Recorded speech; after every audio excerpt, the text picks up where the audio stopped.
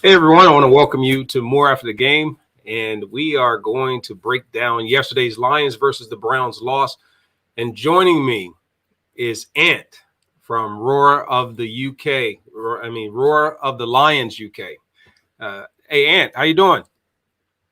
I'm fine, thank you, Herman. It's an absolute honor to be talking to yourself. I couldn't have dreamed of doing anything like this when we started our little podcast over here in the UK. So I thank you ever so much for the opportunity. Oh, absolutely. You know what? It was a pleasure getting to know you and speak with you earlier. And I think I was hoping that we'd have some greater and better things to talk about as it relates to the Detroit Lions, especially at this time of the year. And even though they played the Cleveland Browns, I thought that there was an opportunity that the Lions would be able to possibly, it was a small, faint piece there that they would be able to come away with the victory. But nonetheless, uh, the game yesterday was a bad day for the offense. And what I'm going to do is just first and foremost, just jump right into it if you're ready and talk a little bit about the big differences that we had from yesterday. Yeah, no, I agree. It's sort of a cataclysm of our season yesterday, wasn't it? It's the hope that gets you. Just we struggled a little in the first half as we have done in a lot of games, but then we came back. We played well. We played hard, and you just thought we were going to get to the end and maybe get over the line. But that elusive first win is still as such. Hopefully, it's going to come soon. I do really hope so. We'll talk about as far as the big difference yesterday. We got to look at it. It's going to come down to Tim Boyle. He's taking over for Jared Goff. Um, he got the start. We knew that Goff had some things going on, and they said, "Hey, he's going to be out." And regardless of what the injury is, he was going to be out. Tim Boyle's going to take over. I want to know. So what are your thoughts after seeing Tim Boyle? I know there were some short hops and some skips passes that he was throwing out to some of the wide receivers, and the accuracy just wasn't there. Just wanted to get your thoughts on what you have on Tim Boyle. Yeah, it's a lot of what we saw, I guess, with Jared Goff. Like you say, there were some of the screen passes in there, maybe the ill-advised ones, the ones where guys were getting tackled before they got the ball in their hands. There were a few good passes downfield for them. I mean, when we first got Tim Boyle, I was quite happy. I thought, he was going to be a decent backup and he'd be able to provide a level of competition here. But this was his first NFL start.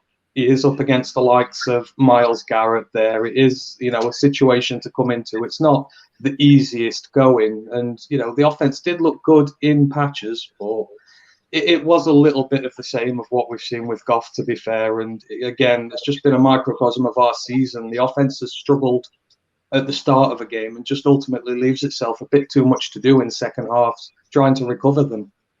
So, in your opinion, do you think that did we get something right? Like, if you had to silo them and say, okay, what did this team offensively do right, and what do you think this offensive team did worse than the previous week, or what's the takeaway? I think the running game was good again. I think we're making opportunities for our running backs there. DeAndre Swift has had another really good game. Offensive linemen, the backups who are coming in, they're doing really well in the circumstance. We've not seen that before. We've got some good depth on that line, which we didn't think that we had. So running it, we were fine. I think it's just passing wise, again, there's some penalties in there which are hindering us. And I don't think we're stretching the field enough. There's not enough deep shots downfield. It means defenses are coming up on us. They're sort of hindering the run game a little bit more, and we're not stretching them out. So they say the run game I'm relatively happy with as it stands, but the passing game, there needs to be some variation in there to keep defenses guessing, because that's where we're struggling at the minute. We're landing in too many third and longs and we just can't convert, and it's frustrating. Just to share what Boyle's numbers, what Boyle has as far as his numbers yesterday, he was 15 of 23 for 77 yards, 0 touchdowns, 2 interceptions, and a passer rating, 34.1. And then just to give some more statistics, I know many of those that are part of watching the Lions, and especially those that pay attention, they already know what their stats look like. They're 17th in the league with as a team with 236 receptions. They're 32nd in the league with a 9.3 yards per reception. And it goes back to exactly what you're saying. There's not taking enough shots down the field. 27th with only 2,203 yards in receiving yards. They're tied for 31st with 8 touchdowns. So they're just not getting any production in the red zone. They're not able to put up any points. Then they're 31st with a 47.1 percentage rates on first down. So this is a team that has struggled and has come down to the point where, as you had mentioned, there's not enough diversity in this team's offense. There's been pockets here and there of areas where they've done some things well, but they haven't consistently been able to do that. And then when you come back to where can they keep going into the well to try and figure out, okay, is there someone they can ride? They can't ride the quarterback position to depend on that. They don't stick with the running game long enough in order to give that something to give them to balance. And then they're not able to find the big shots down the field. So they're stuck with just a lot of flare routes. They're stuck with a lot of just underneath routes. They hit TJ Hawkinson every once in a while. But I'll say that this is an offense that's got to get better, and it's got to get better in a hurry. I want to first and foremost just want to welcome all of you that are watching to make sure that you hit the like button and that you subscribe to this channel. We have a lot planned on this channel, so you don't want to miss that. And Ant, I want to make sure that we also let people know about you and where they can find you. Yeah, so as I say, we're Roar of the Lions UK. We're a podcast of 6 guys comprised around Britain, England, one in Scotland as well. We do a couple of podcasts every week. We do a review of the game that's just gone. We do a preview on Thursdays, our reviews on Mondays. We do a college show on Wednesdays. We're trying to sort of expand the knowledge for people over here in the UK. So, if you give us a listen. We're just a lot of guys who love to talk Lions, who very committed to the game. So there's a very passionate fan base over here. I know it's not the biggest franchise in the world, but we've been quite surprised by just how many Lions there are over here, and we're absolutely overwhelmed by the support we've got from America as well. There's so many people over there who've been so kind, so friendly to us. So yeah, if you do want to come and give us a look, you just find us at Roar of the Lions UK, YouTube, Twitch, Twitter. We're all on there. So yeah, any help we get, we really appreciate. Yeah, you guys do a fantastic job, by the way. And also, I really enjoy, and you mentioned this, that while the franchise itself may not be huge in the UK and in the area, we do know that you know your football and you know your Detroit Lions, because we've spoken. We've spoken to some of those that you've mentioned before that join you as part of that. And I love the knowledge. I love the insight and just the fact of the homework that you all do in order to be able to participate and also to share your knowledge about this football team as well as the sport here that we call the NFL. Well, that's it. We have to. You guys have the natural advantage over there of growing up with it. We not so much, and there's so much to learn, and that's particular. I find it fascinating. I love the tactics. I love the draft system over there, the college system. It's so different to our own sports here. But you do need to know what you're talking about. So we do take plenty of time to get our knowledge up about it. Yep. I just want to give another shout out right now to Guy Big West. Thanks for joining. Let's jump over. Let's talk a little bit about Coach Campbell. Coach Campbell, for the second week, has been calling plays. So how do you think he did this week? It's a bit of a difficult one, isn't it? I mean, you've got to balance it against the plays he's calling with the personnel that he's working with. I know I've seen a lot of sort of dissent over there at the minute just towards some of his play calling, but I think you really can only work with what you've got. Obviously, we've got a fantastic set of running backs. You want to go, with your running game, and the receivers, we've lost, the receiver Cephas was playing well. He's out. We never got to see Tyrell Williams, which was a shame. We're limited there. So I think there's only so much you can call in terms of plays. And obviously, Goff is trying to regain his confidence, but it is frustrating. I think both of them, Anthony Lynn and Dan Campbell, they do need, as I say, just to be a bit more inventive. We have guys, Khalif Raymond. You've got 3 good running backs who are all dual threats. I just think you need to mix it up a little bit more. And I think on both sides of the ball, they do need to get a little bit more inventive at times. But for me, he's handicapped a lot at the minute by the situation there. So I'm not going to be too harsh on him in terms of the plays he's calling. Yeah, I know in some of the comments we have where they've tried basically new play callers with Coach Campbell taking over some of the responsibilities there. They've tried new quarterback. We saw the results there. That didn't work out so well. And now it's turning attention. Big West, you're saying it's the wide receivers. I look at this and I know they're trying to make some changes there. I as a former wide receiver, when I'm looking at what they're doing, I see what the receivers are capable of. And at some point, the offense has to be adjusted to compensate and or to take advantage of the abilities that you do possess in the receiving unit. And what I see are their possession style receivers. I think you have some that like Raymond and St. Brown that can create separation in space in short bursts. Raymond seems more of your guy that you can get down the field, but you got to be able to move him in motion. I don't think he's a guy you want to just have him at the line of scrimmage and he just tries to, give a couple moves at the line and outrun the defensive back. There just needs to be a little bit more creativity in terms of how you get those guys open. And if you're going to use a short passing game, then you have to be able to take advantage of the fact that these are guys that you got to get the ball in their hands very quickly. You got to create some confusion within the bunch group of wide receivers, because you don't have a true Z receiver, a taller receiver that can just go on the outside and dominate. So because of that, when I'm looking at this offense, I think they're one step away from at least having efficiency. And the only other part I'll add to that, and I want to go back to DeAndre Swift for a second, because this is a team that is 18th in the NFL in rushing yards at 1,142 yards. They're tied for 6th in the NFL with 4.7 yards per carry. Last week, they were 10th at 4.4. They're now tied for 2nd with 8 other teams with 2 runs of 40 yards or more. There's only one other team that has 3. Then they're tied for 2nd with 5 other teams with 8 runs of 20 yards or more. And there's only 3 other teams that have 13 carries of 20 yards or more. But the stat that jumps out at me is that they're tied for 21st with 245 rushing attempts.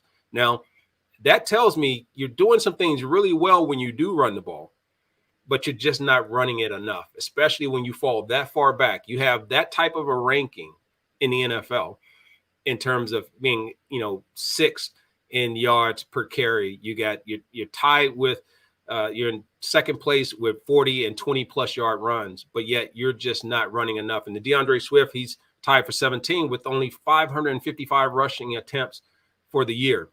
And so that seems like that's what they're, in my opinion, I want to get yours. It seems like they're pulling away from that too much, even in a game like they were with Cleveland. You don't have to throw the ball to get some positive things that happen for you offensively. Yeah, I think what I see, for me, I see a little vicious circle that's going on in regards to the Lions offense. I mean, it doesn't help that, half our fixtures this year, we've not scored by half time. That doesn't help you. When you're in a hole so many times with double digits, teams invariably go away from the run, which is our strength. But our strength is also turning out to be our biggest weakness in a way, because teams know that our run game is our strength. Teams also know that we're having trouble passing it down the field, that we're scheming to get guys open, as you mentioned. So what's happened? The safeties are getting brought up high. The linebackers are getting brought on blitzers. They're free to send all their resources against our running backs. And even then, we are still getting success, but it's sort of hindering our ability to get a load of those 3rd and shorts, get those short passes out. So, because they're really stacking our running game a lot, we're having to resort to throwing it. And we can't win games by throwing the ball. But we're so far behind that we can't afford to spend the time running it either.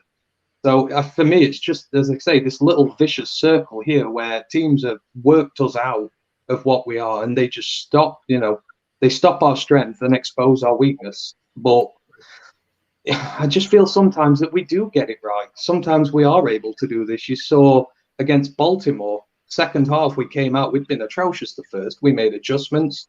the offense hummed along, running and passing. We looked good, which is the most frustrating thing. But it's that inability to throw downfield, which is just slowing us down. And because we can't score, we have to get away from the run. And that's us done. That is our strength this year, the running game. All right, you touched on some really good points, and I wanted to kind of reiterate some of those. One is we know what teams are looking to do to the Lions. So if I'm the offensive coordinator or I'm the person that's calling plays, we know teams are going to stack up and try and defend us because they know the strength of this team is the run. We also know that they don't have confidence that we can get the ball down the field. So I see teams playing a lot more man coverage. And what I'm saying is you take that and use that to your advantage in that the predictability of the defense, but you also know that you can create matchup issues in the running game, also in the passing game, the short passing game. If you look at the hands on DeAndre Swift, TJ Hawkinson is basically a wide receiver playing tight end. And then you have your other receivers who I think in our comment sections, even they're not that bad. It's just that I just don't think they're being put in a creative situation that takes advantage of the abilities that they do have and some of the talents and the skill sets I think are their strengths. If you're trying to get some players to be more than what they are, because that's a big part of your offense that you're missing. A guy's not going to get taller. He's not going to get bigger. He's not going to get faster. But what you have is the ability to understand where, because you're watching them all week. You've watched them all season, preseason, doing the OTAs. You know what these players are capable of. Let them play in their strength. When we look at this, we'll talk a few more minutes about the offense, but defensively, I think they have been somewhat of a surprise. I'm interested to get your opinion on kind of where your thoughts are and what you feel about this defense. But on the offense, in a place I just wanted to wrap up real quick on just the offensive side was just, I don't know what's going to happen with play calling between now and the end of the year. I don't know if it's aggressive play calling or not by Coach Campbell. It doesn't seem to be. It seems to be pretty much the same thing that we've seen, except that he's calling those. Maybe he's calling them in a different order. But I do believe this team possesses a little bit more punch offensively than what we've seen.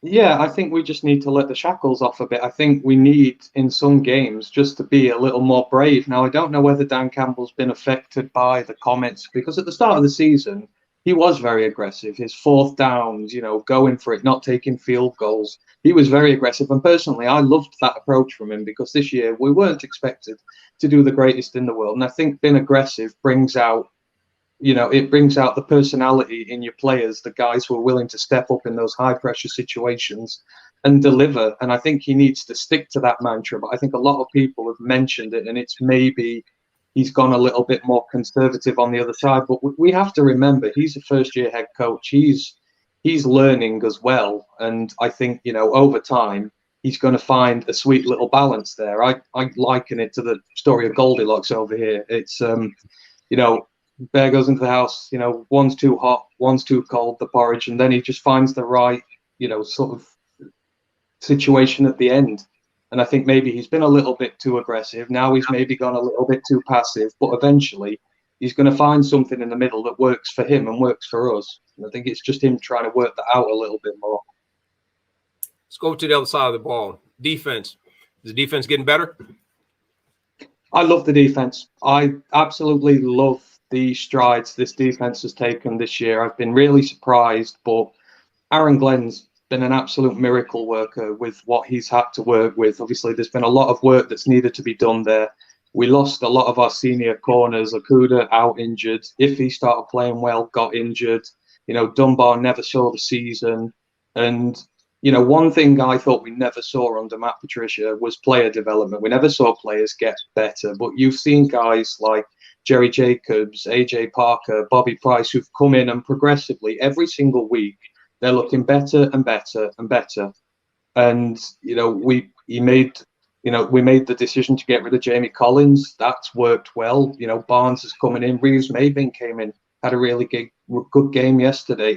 I love the development I'm seeing from the players, because I've just not seen it in the last few years. And they've shown that they can go toe-to-toe with some of the best offenses in the NFL and, do relatively well.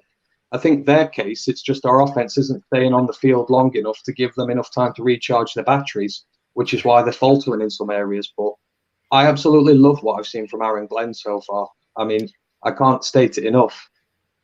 I really believe that's the consensus as well, that most people believe the defense has been somewhat of the surprise because we felt that there was more holes on the defensive side that needed to be filled than there was on the offensive side. There was a lot of talk about the offensive line and the fact that this year the Lions had one of the best offensive lines. They felt that, yeah, you lose a Matthew Stafford, Jared Goff wasn't going to be that bad. DeAndre Swift, everyone thought last year that, watching this player, he had the explosiveness, and then showing that he can avoid the injury side of it just shows the talent level that he has as a running back and a future star in the NFL.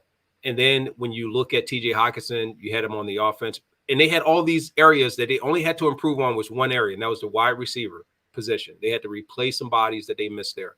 Defensively, it was linebackers, it was linemen, it was the secondary, it was scheme, it was what scheme are they going to run, how are they going to protect areas of vulnerability and weakness. And yet Aaron Glenn, defensive coordinator, has come in and he's really worked some miracles. And surprisingly, that this team has lost only, now 4 games by 1 score or less speaks volumes in itself. That's one. And then when we look at the statistics on the defensive side, they're 13th in yards allowed at 2,362, 4th in first downs allowed. I mean, it just goes on and on. Then there's second fewest sacks. They got to get better there. 7 plays of 40 plus yards, giving up too much over the top. But if you look at it, you can see where this team has advanced on this side of the ball. And there's things you can tie it to say, okay, I can see how they're moving up and they're getting better.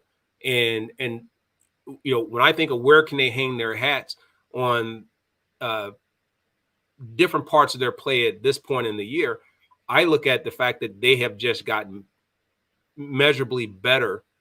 And there's some times when they fall off, the penalties and the defensive pass interferences, leading to first downs and continuing drives for the opponents. You can't win football games. Everyone knows that. So that's not a surprise. But just seeing how the confidence that we see there versus what we see with the offense is glaring. Oh, absolutely. And, when you've got that many young players in your secondary, you've got undrafted free agents, you've got late round drafted guys, you've got rookies in there. There's going to be some growing pains when it comes to penalties. You are going to get some issues in there. And occasionally you're going to get burnt over the top. There are some great receivers and quarterbacks in the NFL, and every defense is going to get burned there. But as you said, they're playing as a team together. They are playing more than the sum of their parts. But you see so many players in there who are standing up and saying, I want to be a part of this defense. I want to be part of what is happening here. I've already mentioned Jacobs, Parker, Price on there. But you look at guys like Charles Harris. He's having a really great year. People have written him off, said he's out. He's going on his way out of the NFL. But he's become a very integral part of the rushing attack for us here. And I love what I've seen from him. Julian Aquara, he's had his injury, but, he's getting better. Reeves Maybin in there, he's getting better, and I just love to see the development of this team. And I love, just to see how they're playing hard. They're giving us a chance. As I say, 5 games where we've not scored by half time, and yet a lot of them, we're still competing in them by the end. That should not be happening. We shouldn't still be in these games. And it's because of the defense, because of the mental strength that we're seeing from this team. They're just up for the fight every single week. And, you have to commend him for that. Like I say, it's been great to see. The only thing on my end that I would like to see more, and you mentioned, the lack of sacks, the lack of pass rush. For me, he's protecting his secondary a lot. Obviously, the safeties are staying high. The linebackers are staying back a little bit. And when you've got young guys out there, that's understandable. But for me, I've seen them do battle with some of the best receivers in the league, and they've more than held their own. But because we're putting all the protection back there, the defensive line's not getting as much help as it should be for me. And I would like to see him just at times be a little bit more aggressive, trust the young corners in the back to do their jobs, and to send a little bit more help to get after the quarterback, to start disrupting other teams and stop them throwing on the secondary. That's the only comment I have on regards to where maybe I'd like to see a bit more. But overall, you couldn't have asked for much more from him, given the resources he's had to work with. I think that's excellent overview, because you touched on so many points there, and I thought you did a great job of really breaking down, I think, the sentiments that many of us have who look at this defense, and although we know they're young in the secondary, we would like to see them take a few more chances. I think it motivates and it energizes defense even beyond where it is when they get after the quarterback, because that front four and those down linemen, they're really going in and they're playing, trying to get there with less people against more blockers, because they are trying to protect the back part, the second and third levels of the defensive secondary. And if they start to gain a little bit more confidence in bringing someone in to bring that pressure, and at times, I mean, they seem to put a lot of pressure on quarterbacks, and they face some pretty decent ones, but they have some really tough challenges coming in the remaining parts of the rest of the season. And now I'm gonna go over, and this is one of the favorite topics of a lot of the Lions fans here in the U.S.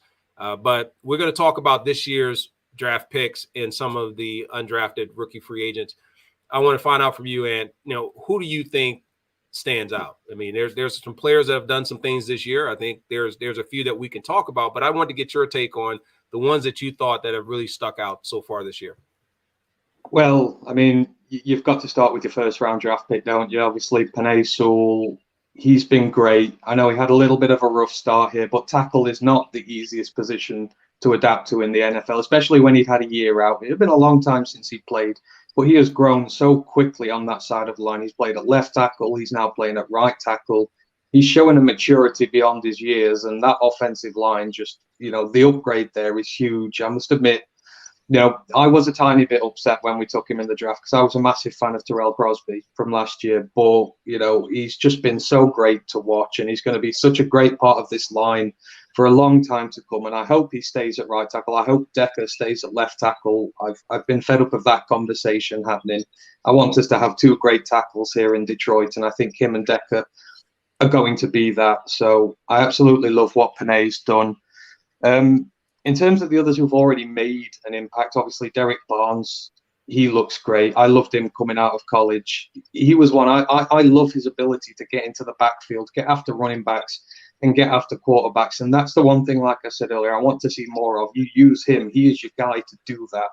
And we've got the guys on the defensive line to let him go to work. But I understand why they've been a bit cautious with him. But the fans have taken to him really quickly because of his skill set. It's something we've not had at linebacker in a little while, that guy who can get in there and wreck the backfield. So, I do like what I've seen from him in spurts. I do hope he gets more more snap count as the season goes along. I liked Iffy before he went down injured. It was such a shame. He looked like he was just coming to the fore. He had a little bit of a rough start, but he was playing really well before that injury, which was an absolute shame. But, I liked the entire rookie class they had. Aleem McNeil was my favorite pick of the lot of them. I genuinely think he's going to be a wonderful player in Detroit for many years. But unfortunately, he's fallen victim to, obviously, the defensive line not having the support from the defense further back. It's been hard for the guys on the D-line, hard grafting, but I've been watching him play. I've watched every snap, because I did really thorough review on him when he came out of college and when we drafted him, and I love what he does. And I think in years to come, he's going to be huge for us. And I'm seeing him develop really well. In fairness, I'm seeing other rookies develop well. I like Jamar Jefferson. He scored 2 touchdowns in his first 2 games. He's not had the opportunity, but when they're called upon, they're taking the chances. And there's not one pick in this draft I don't like. Just a few of them have been hampered by injury, but, I really like what we did with them. Yeah, I look at, you've mentioned those. I like A.J. Parker. And some of the play he's had at different times, a few of the past defenses, you got 1 interception versus the Brown. And then you look at amon-ra St. Brown, 35 receptions in his rookie season, 329 yards, yet to have a score. But I do believe he's someone who's really finding his way along there. I want to make sure that for all those that have joined in and are submitting questions, we will go back and look at the comment section, because I do want to pull out some of those and really talk and catch back up on some of those. And then just be able to give some commentary to that. And then definitely, Ant, if there's anything you would like to add to those or any that jump out at you, let me know. Absolutely. I know I want to go back, and then we'll start to close out. And again, I want to thank everybody for joining more after the game, and thank you, Ant, for giving your time to come in and not only share your knowledge, but also to answer some of these questions that we're always curious what the nation thinks across the world, and it's great to have some over the water that have some same sentiments that we have, and even in greater depth at times. We talked about the wide receivers and the QBs. I know there is a thought process when I look at Big West. Says don't have a QB or wide receivers that are star quality. I like our old line and our running backs when healthy. The quarterback situation has really turned into a debacle. I really did not think that this was going to be an area that was going to be as trivial and have as many concerns or letdown as we've seen so far. And I was one who came out and really defended Jared Goff. And to a certain degree, I still take that position, not from the standpoint that he's a better player than anybody thinks or that I think he is or any of that stuff, as much as I think he has the capabilities to do it. Why it's not getting done during a time when he's healthy, not about now, if he's injured and all this other stuff, but I felt that there are some throws that he can make. I thought there was some accuracy when we first saw him against the 49ers. We saw this offense putting up far more points than we thought they were capable of early on. And then it just seems like they just fell off a cliff. The running game has stayed solid, I thought, throughout. I just don't think they do it enough. And then the wide receivers, I don't think developed enough along the way, as much as they're still kind of the same receivers, but I just haven't seen them move to a different level of their ability. Forget about the offense. Just did they get better? Did their connectivity and their communication with the quarterback and all those things gel? And it just never seemed to happen. And for me, it seemed like that would have been one of the easier things for them to get on the same page with and have some definite improvement. But that's where I haven't seen it. Just want to know, I don't know what your thoughts are on the talent level at quarterback, and then also the wide receivers. I think you said, and I'll be brief with it, is that you felt they have, decent enough ability at those positions. Would you agree with that? I do. I really do. Because before Cephas went down with his injury, I saw him be a lot better than he had been before. He cleaned up a lot of his game. He was dropping a few last year. He wasn't this year. He was getting down the field. He was beating his men. I saw a lot of positive things from him there. Amon-Ra took a little bit of time to get going, but, you have to build up trust with a quarterback when you come, especially when you're a rookie. You don't always earn the trust of your quarterback straight away. As yourself, you might know, it sometimes takes time. But it's a tough one. I was the same as you. I didn't think quarterback was going to be this much of an issue. Initially, I liked what we did because I thought 2 years, give him an opportunity to cement himself here. And if he doesn't, then we can go after a rookie in the draft. And 2 years down the line, our team's going to be a lot more well-rounded. We're going to have gotten rid of the offshoot of Matt Patricia. We're going to have our own team here, a lot better side. I thought the timeline fit perfectly, but now it is a little bit into question as to, what are we going to do? And I don't know what the answer is. I do think the talent is there at wide receiver. For me, I think a lot of it's the coaching. I think the coaching needs to be a bit braver. I think it needs to make use of its players a bit more, use more two-back sets. You've got good running backs here. Use Raymond as, on jet sweeps as your trick play guy. You've got Hawkinson in there you can use to create mismatches. It just feels like it's a bit too vanilla sometimes. But it's really difficult to say. I think the quarterback question is going to be up right in the air now, but I still want to keep it at 2 years as it is for now while the team develops, because there's a lot of places we need to sort on this team. But I like the receivers. I think Amon-Ra is going to do well going forward. I think Cephas is going to do well going forward. And I like what I've seen from Raymond. I think in this season, despite how bad it's been, we found guys who are going to be a vital part of the receiving core going forward. And that was what this season was about, trying to find as many of your players going forward as possible. Right. I think that also I was looking at Geo Rater. Say he doesn't necessarily think the wide receivers are that bad. He just thinks the passing scheme lacks the creativity. It's very much similar to what you had mentioned. Also, I know that a lot of people are wanting, and we have Ryan. He's mentioning also, if Jared Goff is healthy, do you go back to him, or do you start to move on and try someone else different? Do you keep Boyle as your option, or what do you do in that situation? I'd give Boyle a couple of more games simply because that's his first NFL start. I think it's very harsh to put him in for one game and then just pull him out again. Uncertainty at quarterback is one of the worst things you can have in a team. And again, I don't know whether you yourself have been through that, but if you're changing your quarterbacks all the time, receivers can't settle, offenses can't settle. I'd give him a game or two just to see if he can get over his initial nerves of what happened. But if Goff's healthy, obviously they're going to go with him. There's that much money invested in him, and it was a big gamble to go with him that I think they have to use him. But for me, I'd give Boyle another game or two before changing again. I don't want a quarterback carousel every game there because that's not going to do any good for us whatsoever. And if Boyle can do just enough, then the running game will take care of most of the work. Yeah, I agree with that. So since you're on Boyle, what's your grade? I know Rad wants to know, what's the grade? What's the grade you're going to give Tim Boyle?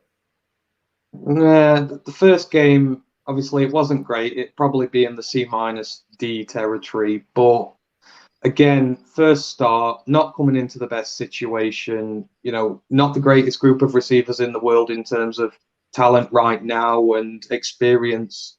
So I'd give it C- to D, but I'm not pulling out on him just yet. Definitely not. Well, I love the fact that here in the nation, man, we're honest, and I give him a D. I think at this level, when you're put in and you have a roster spot, you have to always come prepared and ready to go. And there were just some throws that were there, whether it's nervousness or whatever the case may be. I mean, believe me, I came into the NFL, my first game of the preseason, I dropped 3 straight passes. And I know what it means to be given that other opportunity. I got booed as a rookie, and I went on to have a pretty decent career. But I do believe that the coaches aren't going to pull the players out of any funk. They're not going to pull the players and help them get any better than what they are. This is going to have to be an effort by the players themselves. And this is one former player to another. This is a team that's got to find a way to dig itself out of this hole. We have covert fandom. Are we concerned losing any of our good players next year? I think you got, if I'm not mistaken, you correct me if I'm wrong, Hawkinson and Swift, they're on their last year of their contracts unless they renew. So they're going to have to get these guys locked down. I mean, someone can check me on that, but I'm almost thinking that those two could potentially be lost, or they're going to be in some really, really strong negotiating positions coming into this offseason. Yeah, and I am worried. And this is where I'm really against, because obviously in America there's a culture, the word tank is used over there, trying to fight for the best draft position possible. I don't believe in that. I believe if a team loses all the time, then its best players are not going to be convinced to stay at the franchise, which is why I desperately want us to win games. I don't care about the number 1 pick in the draft. I trust my GM to find me talent wherever we pick in this draft. I really do, especially after last year. And I do want us to win games because I want our good players to stay here. We are lucky enough to have players at some really skilled positions. We've got one of the best centers in the NFL. We've got one of the best left tackles in the NFL. We've got one of the best emerging right tackles in there. I want to keep these players as cornerstones. I don't want to be trading them away on the hope of trying to get the next guy or anything. I want them to stay here because they see a franchise which is worth investing their career in, which is the trouble we've had over the years. I think a lot of players don't want to invest their career here because of our history. And at some point, we need to turn this around, get some victories in here, get positive optimism moving forward, and convince these players that this is the place where their career is going to be at its best. So I am worried about losing players, but I'm also hopeful after what I've seen this year, the player development I'm seeing, the vision that's getting put in, I'm seeing the culture changing, the attitude of the players. I'm hoping that is enough to be convinced to keep them here. I know we have to pay some of these guys, but a lot of them are going to be worth paying. Yeah, I think I appreciate that, Ant, and also Rad. I appreciate you looking that up for us so swiftly and quickly to find out that these guys are still under contract. So we definitely want to take a look and try and see which guys are still available and which players are at risk of losing, because we saw the mass exodus that happened this past season and has been going on for several years. Because when we start to look back at all the players that this team had and the talent level where it was, this seemed like the real great season it would have been if you could think of the talent level that they had just a few years back. We're not even talking, so that's where we have to be careful when we talk about the chemistry and the look of a team and how quickly it can change. If you go back 2 to 3 years, this team looks drastically different than where it was. So what's to say that can't happen over the next couple of years? But the attraction is going to have to be there. Money will lure in some players, but unfortunately, I think it'll be those that are there for the money grab. I don't think you're going to find a lot of players who are saying, hey, I'm looking to win a championship. You're not going to find those Tom Brady type players that are saying, hey, this is what I'm looking to do. I'm trying to have my legacy end on the right note, and I'm going to go to Detroit to get it done. So they're going to have to build it internally. They're going to have to build it through the draft. They're going to have to build it through basically taking the talent they have and developing that talent, and then also becoming not just creative, but becoming really assured of the schemes that they're running both offensively and definitely what we see defensively. They got to address the special team still. Fox is still, he's that guy that comes out in special teams. I'm excited about some of the return game in the special teams, but really, we're all still sitting there crossing our fingers on field goals. I don't know if everyone else feels that way, but I definitely feel that way. Oh yeah, it is a concern. But for me, I wasn't happy that Prater left. No one should be happy that a franchise legend left. But I thought it was the right call to make. He was regressing slightly within 40 last year, but the trouble is his age. In 2 or 3 years, we're hopefully going to be competing for divisional titles. We're hopefully going to be getting into the playoffs. And I would rather solve this kicker situation now and go through these issues now than get to a point where we have a really good team. Prater's at the point where he's old enough, we need to release him and get someone new in, and then have the kicker crisis then, because we know kickers can be clutch and are really vital to teams, especially in some of those situations when you need them. So, I'm hoping we do land on the kicker, but again, I was happy with the decision made there, but I fully agree with you. We're in a position where we need to hold on to the talent with what we have already. We want those leaders. We want those Taylor Decker types. He wasn't the most regarded in some points. I mean, myself, when we first paid him, I was like, that's a lot of money, but he's a guy who's absolutely shown his worth. He's encapsulated the spirit of this team. He fights hard. He develops well. He's a leader that you want here. I mean, what I've seen in this off season, we've had undrafted free agents come here who are now putting themselves in genuine contention to be here for years to come. I like the draft class. The rookies are fighting hard. I think we're going about it the right way, and I think people are going to see that Brad Holmes knows what he's doing when it comes to talent evaluation, and Dan Campbell and his coaching staff when it comes to developing them. But I'm looking forward to a few more drafts, being able to get more talent in here, be able to fix some of the holes, and I think.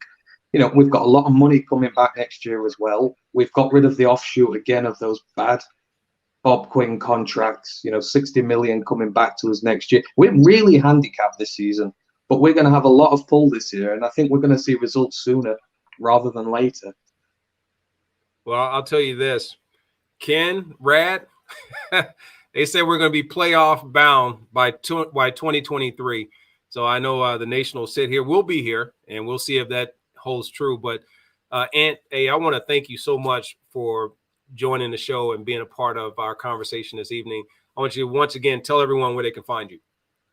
Oh, well, yeah, just first, thanks for having me on again.